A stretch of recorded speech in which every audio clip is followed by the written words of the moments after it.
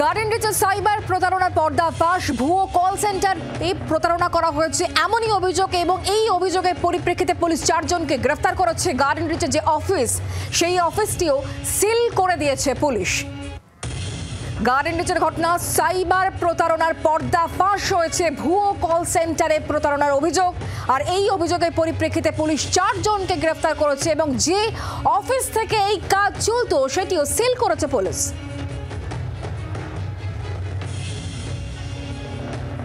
Garden rich থানার অন্তর্গত iron গেটে বড় সড় তল্লাশি অভিযান গোয়েন্দা দপ্তরের তরফ থেকে গতকাল বেশ কয়েকটি বিল্ডিংয়ে এই আয়রন গেটে তল্লাশি অভিযান চালানো হয় এবং সেখান থেকে প্রায় 1.8 কোটি টাকা উদ্ধার করা হয় এবং কিছু সোনার গহনা উদ্ধার করা হয়। এবং এই ঘটনায় ইতিমধ্যেই গোয়েন্দা দপ্তরের তরফ থেকে 4 জনকে গ্রেপ্তার করা হয়েছে এবং পুলিশ সূত্র মারফত যে বিষয়টা উঠে আসছে, একটি ইললিগাল কল সেন্টার ছিল এমনই 2টি বিল্ডিংয়ে গার্ডেন রিচ থানা এলাকার, এবং সেই জায়গায় গতকাল পুলিশ রেড করে এবং এই বিপুল পরিমাণ টাকা উদ্ধার করে এবং টাকা উদ্ধার করার জন্য টাকা গোনার মেশিন আনা হয় রেড করার সময়। এবং এই বিপুল টাকা উদ্ধার করার পর 4 জনকে গ্রেপ্তার করা হয় এবং বেশ কিছু সোনার গহনা উদ্ধার করা হয়।